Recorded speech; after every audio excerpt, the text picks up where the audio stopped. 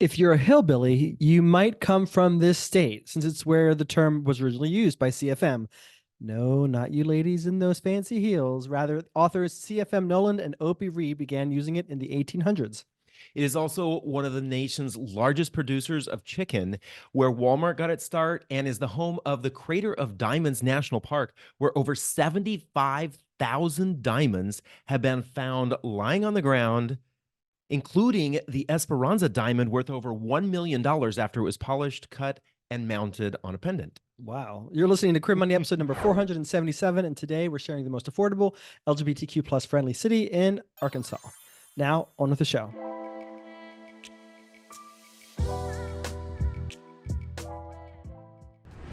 The mission of Queer Money is to financially empower the LGBTQ plus community. Join us in thanking Capital One for supporting that mission. So we're visiting Arkansas today. Hillbillies. You know, it was interesting when I was doing the research for this. Hillbilly actually came from the term hill folk. And then it slowly became hillbilly when these two authors, and one of them I think was a humorist, started using it regularly in their work. Well, I don't know if you could tell by that intro, but we were inspired by Jeff Foxworthy. I don't know if it came across. Yeah. So of course, Arkansas was sort of the epicenter of the desegregation in 1957, right? The Little Rock Nine were 9 Black students with the support of Dwight Eisenhower, the National Guard, and the Army unit. Accompanied students so that they could actually go to school at what was formerly an all-white segregated school. So a lot of progress there. Unfortunately, there's a lot of progress that still needs to be made for the LGBTQ plus community specifically. I'm sure that there are other demographics that also need some more progress in Arkansas, but there's some glimmers of hope that we'll talk about here in a couple minutes as we go through the most affordable LGBTQ plus friendly city and its runner-up. Yeah. So Arkansas, as you mentioned, it's not doing a great job when it comes to equality. Not a single city scored a 100 in the state, although there are other states, even blue ones, which surprises us, that don't have cities with a 100 on HRC's Municipal Equality Index. The highest came from one of the winners on the winner on this list with a 72. What was interesting is when I was looking at the data, there were actually 2 cities that got a 0. And, you know, these are cities that apply for this. So why? What the F? Why would you even apply? It's like handing in a blank sheet of paper as your term paper. Exactly. It's probably not how students hand in their term papers anymore. I just did it myself. But what is interesting here is that Arkansas itself is not listed by HRC as being under a state of emergency. State of emergency is where the state laws are trying to supersede or remove laws at the city level. So that's fortunate. One of the things we do know about Arkansas is that it has roughly about 5.3% of its population identify as LGBTQ, which is just under 122,000 people. That's a significant number of LGBT folks. And that information comes from the CDC and the Williams Institute. One of the other interesting things about Arkansas is it's cheap. I mean, it is cheap. When we were looking at the data, we were kind of laughing about how affordable some of these cities and towns are, and the information that's listed in them. So when it comes to rent or home values or cost of living, it's all below the national average.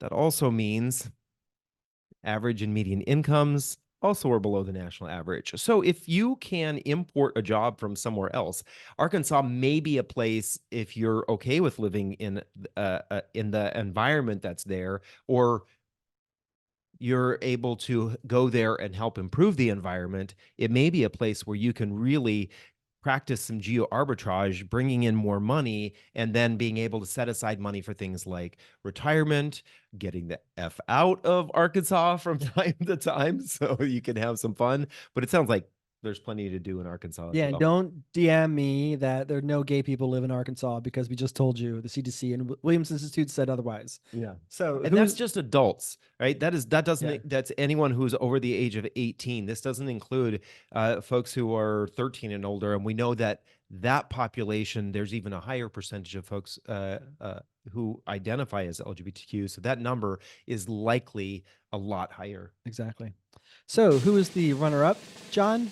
The runner-up is Eureka Springs. Eureka, a city of 2,200 people. City, I think that's a A town, town. I guess. Yeah, qualifies as a town. That is like a quarter.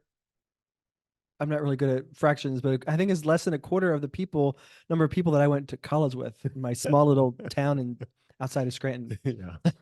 And when I lived in South Dakota, the town I lived in had around 2,500 people. So I know what it's like living in a town that Yeah. size. All right. So you might be asking why? Well, that's what we were asking ourselves. Why? The answer is, well, it scored a 53 on the Human Rights Campaign Municipal Equality Index. That's the second highest for the state. David already gave it away. The winner got the highest at 72. But there's some great glimmers of hope here. Yeah, I think that Eureka Springs, just for geography lesson here, Eureka Springs is in the northwest corner of Arkansas. It's not too far from Branson, Missouri. It's just over the border from Missouri. But I think that Eureka Springs is a great example of a little town that is trying. Right, this is a town with a population of 2,200 people that has done better than some cities with hundreds of thousands or millions of people. One of the interesting things when we were looking at the data here is that the town's leadership has taken a public position on LGBTQ equality and has a pro-equality legislative and policy efforts in place. They are working hard to make this town a place for LGBT people to feel more comfortable. As a matter of fact, the city itself has a non-discrimination ordinance that includes both sexual orientation and gender identity. That's something that, like we said, there are some cities that are multiple times bigger. In blue states. Yeah, exactly. Places in blue states that don't have that. So we're hopeful about towns like this.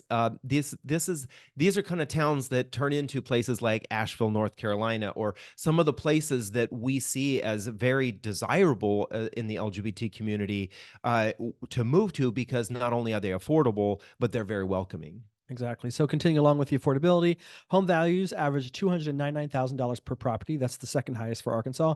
Rent comes in at $1,100 a month for a 2-bedroom, 2-bathroom apartment. That's the third lowest for the state.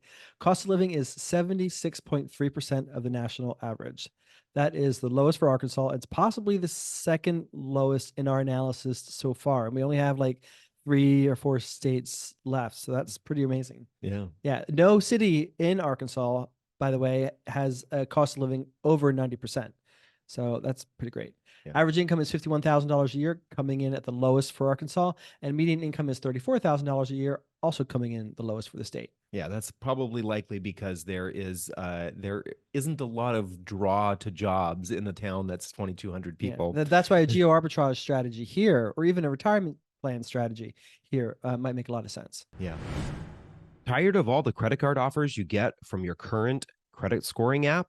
Download CreditWise by Capital One today to avoid them. So we're continuing our queer series, folks. If you're brand new to us, if you're watching on YouTube, you can catch that whole series up here. If you're listening, click on the link in your podcast player. Last week, we visited California, probably one of the most popular states. People were waiting for information Over on. 8 hours of work to make that show happen. That's just on our side, not the production team. Yeah. So if you're watching on YouTube, you can catch that all up here. If you're listening again, click the link in your podcast player. We have some podcast love. I love this person's handle. It's bisexual 1039. I just want to know what 1039 means. But they said, great video. I forget what video that was. Shoot. I forgot to know what video that was, but they like whatever the video. Oh, they're all great, right? And they asked if we're going to do Colorado. Well, we're recording this particular episode after Colorado was published. That was published January 18th, episode number 473. So if you haven't caught that bisexual 1039, go back and check it out. If you feel inclined to give us a rating or review on your favorite podcast player, please do so, or give us 2 thumbs up. You can't. just give us one thumbs up on this video and then give us a comment or a review. All right.